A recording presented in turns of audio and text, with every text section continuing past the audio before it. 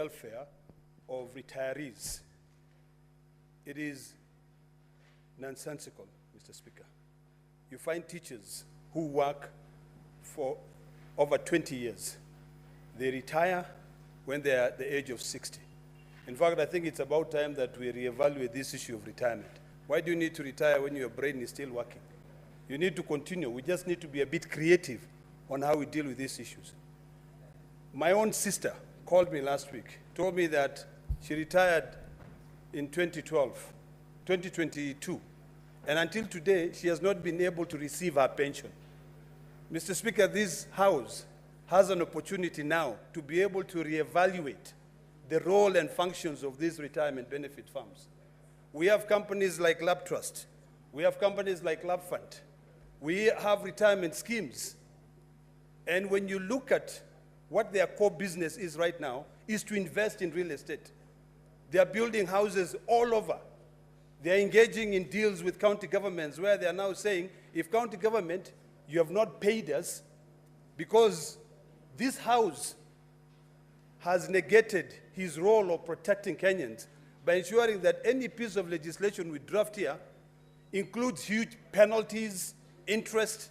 I think it's about time that we now revisit those retirement benefits acts and amend them so that when these companies like Lab Fund and Lab Trust are owed by county governments the principal amount, if it is 20 million, it is easier for county governments to be able to pay them. So, Mr. Speaker, I'd like to request the committee, while investigating the issue raised by the senator for Mombasa County, to consider looking at the entire retirement benefits acts to see how we can be able to do away with these interest, with these penalties, and also to put a period of time when you retire, you should be able to get your benefits.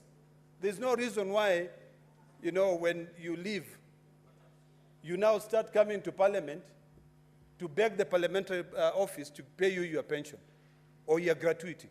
This is something which should be automatic. That money is being used to invest. Right now, Mr. Speaker, the richest farms in these countries include Lab Fund and Lab Trust. Why should they be, carrying billions and billions of shillings, yet they cannot pay teachers? Now, Mr. Speaker, for a teacher to be able to get their benefits, they have to call TSC.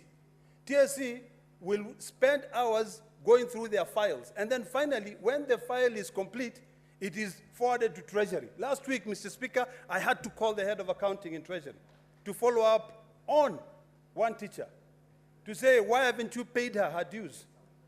Why are they keeping all those files? You worked. When you are working, you are paying. This is your money, which was being deducted for you. So, Mr. Speaker, in fact, now the law should be recrafted in a way that if Treasury delays in paying the retirees their benefits or their pension, they should start paying interest. And since Lab Fund and Lab Trust are spending the money that they are collecting from these county governments or from civil servants in investments, we should now qualify those investments and say, if I'm retiring and you are paying me this, how much have you made from the investments that you've invested in? This money should not just be sweet for these entities, and it is not sweet for the people who contributed to it. So, Mr. Speaker, I really would like to request that committee to take this matter very seriously and reopen the whole debate on these pension schemes. Why should I be contributing to a pension, yet when I retire, I don't get my money? Should I not just go to a bank account and open a fixed deposit account or an escrow account where I can just be putting money so that at the time when I retire, I can be able to get that money? Secondly, Mr. Speaker, I'd like to comment on the statement raised by Senator Onyonka, where he's seeking clarification on the issue of logging. Senator Kina, but remember there was an agreement of 2 minutes per senator making a comment. Okay, 30 seconds. Please. Mr. Speaker, I wish Senator Onyonka was here because on this statement I wanted some clarity. Because he said forest in Masai Mara. I don't know whether inside the park there's any logging that is taking place there. So I'd like that clarity made. Because if it is forest in Narrow County, it would make sense. Masai Mara is just a region, it's inside the park, and inside the park there is no logging. If there is logging, I would really like to know.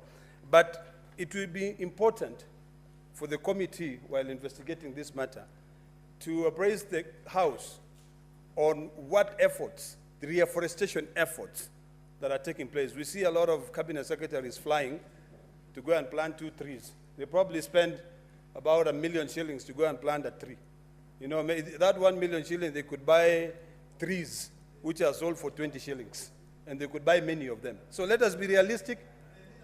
You know, and actually, they are, in fact, if you look at the carbon print or footprint, which is being created by these choppers that the cabinet secretaries are using, is worse than even the deforestation.